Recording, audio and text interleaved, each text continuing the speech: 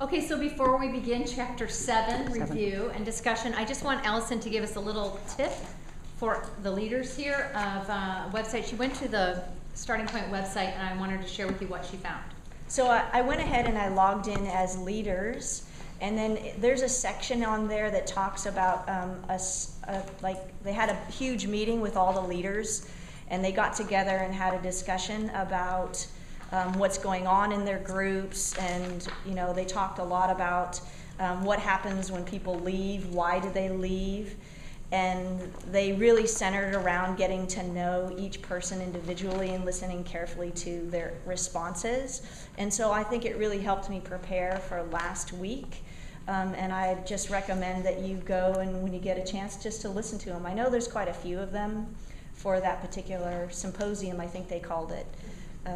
But I just highly recommend getting a different perspective, or an additional perspective actually, because it's not really that much different. But. Maybe when we email out the link this week, you could reply all with a link to that. Would that help? Absolutely. Awesome. Thank you. Awesome. Okay, so we are going to be... Hey Janice, would you guys introduce yourselves for us? Maggie. I don't remember anybody else. Loudly? Yeah, no one else did that. Are we being rebellious? No, I am. We're just refining what we do. I am Janice Kawamoto, I'm Sandy Lawrence. And I'm Brenda Rossi. Awesome. and we will be leading Chapter 7 Rebellion this week. Let's talk about the CD, first of all. And I trust that you all listened to the CD. Can someone tell me a favorite moment or phrase that you heard on the CD of Rebellion? I like the car chase idea where everybody's Me walking too. to go on That's my favorite. I loved that. And all I can do is see myself hiding in that garbage can thinking, nobody sees me. Nobody knows what I'm doing in this garbage can. Yeah. Does anyone else have any particular item from the CD? I like the dancing on the edge morally, financially, ethically. Mm. You're outside the boundaries and you're liking it. Mm-hmm. Yeah, I think it's very appropriate that I'm talking about rebellion tonight because I do believe that's my middle name. I think we all can say that to some point, but I really feel that way in my big family. I was pretty rebellious. After I got older, in the first few years, I just hid under the bed.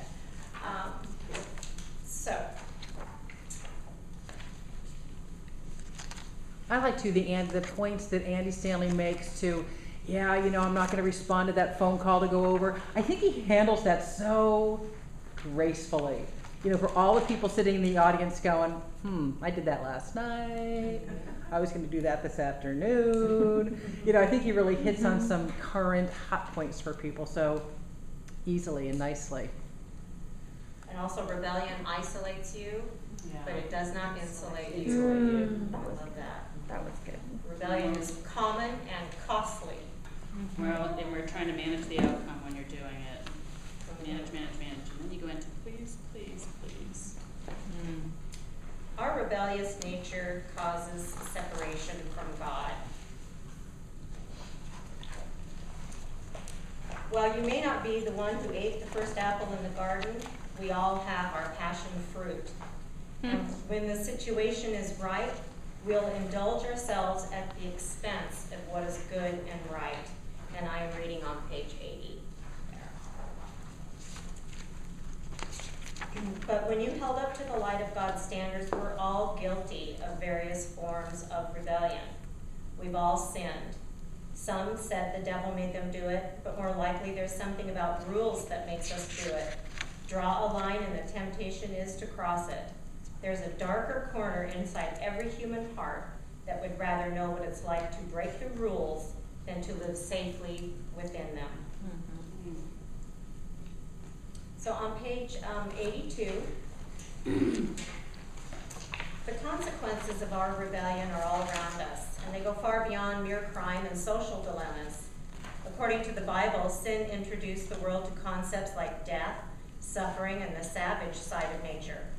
But all of these are just symptoms of the real problem. We are cut off from God. The rebellion that led to Adam and Eve's eviction from the garden exists inside each of us. And unless something is done about it, we are heading deeper and deeper into crisis. Why is it easier to identify sin in other people than it is to recognize it in ourselves? Because theirs is so much worse than mine. Yes. Superior. Yes, it makes Well, you I feel also better. think that when it's yourself, it's kind of a slippery slope. You kind of give in a tiny bit, and then it's a tiny bit more, and then it's a tiny bit more, and you're kind of used to it, and you don't realize that you're really, I mean, you know, but you don't really realize you've gone down this little hill, and you're there in sin until somebody points it out, and then you get really pissed off at them. Also, we're emotionally unattached to your sin. I am not Yeah. emotionally attached to your bad behavior, you know, Right, but right. to my own, so I justify it pretty well, because I'm Be more emotionally objective about attached. someone else's What, I'm sin. sorry? You can be more objective about Exactly. someone else's sin. And if I focus on theirs, then I don't have to look at mine. Yeah. Mhm. Also, your sin irritates me often. Well, I might be doing the same thing, but it's when you do it right. I notice commonly that, very much that when somebody's kind of pointing their finger at you, it's because it's inside them too. Mhm. yes. Usually And it what scares them. bugs you about other people is what bugs you about yourself. I don't know, for me this week, I was thinking about my driving assignment. And when I wasn't sinning of the rules, I was a little perturbed at those people going faster than me Mhm. and getting there more efficiently. And so I think maybe that's why I had that little bit that I wanted to be doing that too, actually. Yeah, I agree. I was like, well, I'm supposed to be going the speed. It's with- not safe. I'm going with. When people are passing me, I'm not driving safe. safe. Of the traffic, right? Isn't it? Aren't I being holding people up? It's I'm dangerous. going the speed limit. It's a beautiful justification That's what I thought. to your sin. That's what I thought. Anyone have any other comment? To go Lights? off of what Mindy just said, I think we do spend a lot of time building justification on our own sin, why it's not a sin.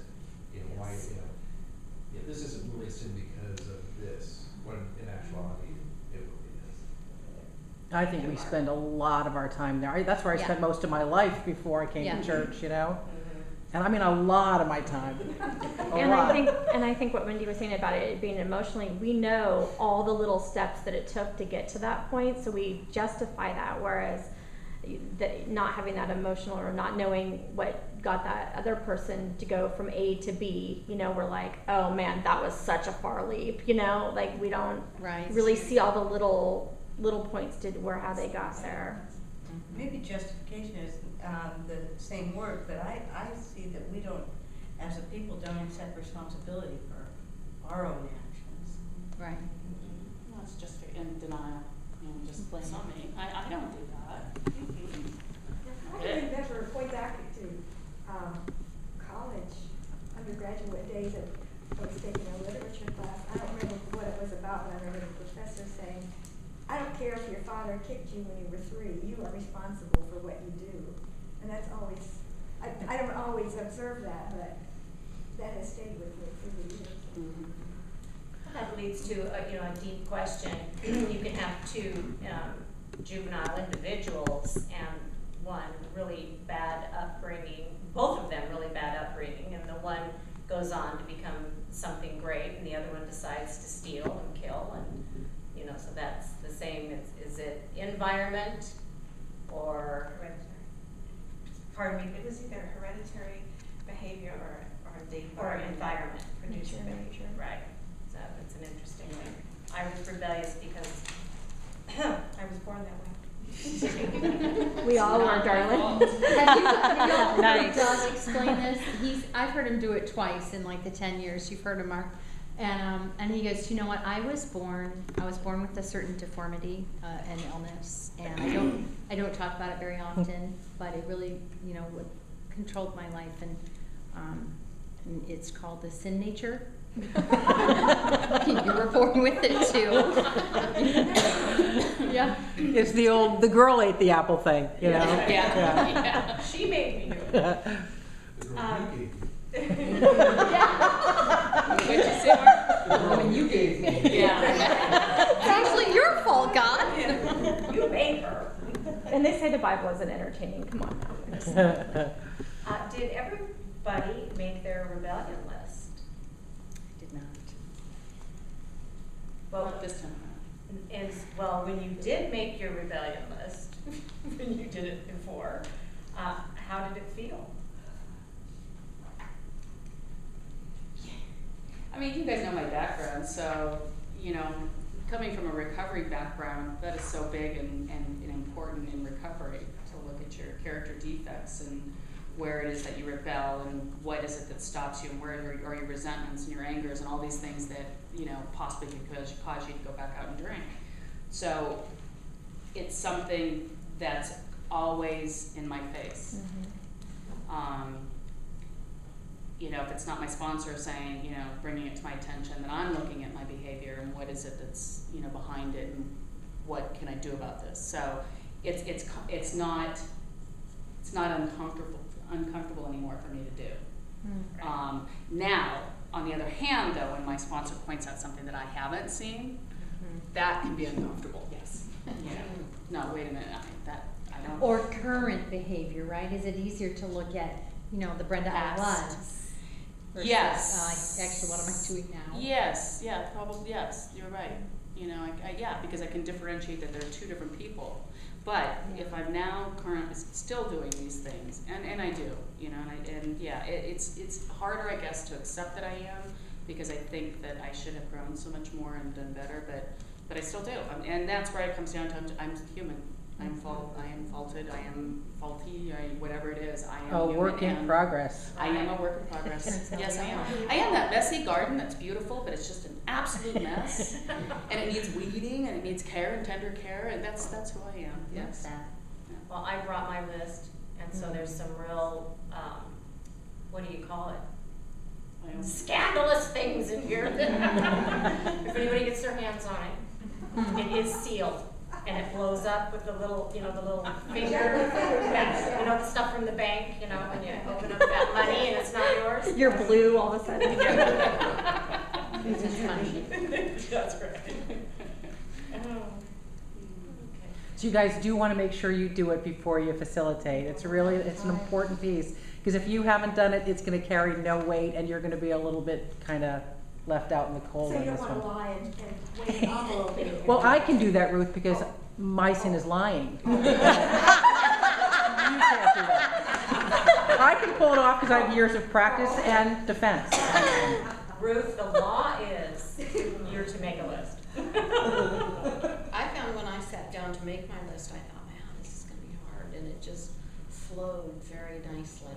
I just want to point out the value here is, Sandy, my observation is Sandy did not share what's on our list, neither did Janice, but you shared the process, and I think that will help all of us kind of, share what process. We're not asking for everyone's laundry list. We're asking for what was the process you went through, what did it trigger? You're not asked to share it. And I think Yes. you're told you won't that. share it, that you will not be asked to share it. That's Exactly. So I think Point. it makes You're you not more asked to share it. comfortable. I think asked we'll to do shut it. everyone right down if they get the idea that you're gonna open the list. No. Yeah, but you're sharing, you know, what it did in me when I sat down to do it. That's the point of this question. So Mark, what do you guys say in San Ramon at the end of the list? What do you tell them to do with the list? I don't know if I've ever told them to do anything with it, but we do make a point that it'll never come up in future. We're not gonna open it next week or the week after. either. Now or ever. Yeah. I have an idea, because I'm kind of doing the, I haven't made it my rebellion list yet, but I have things that I think about all the time, because I'm hard on myself. But praying for those things, praying over them, and That's praying awesome. verses over them, so that I can finally break free of at least some of them. But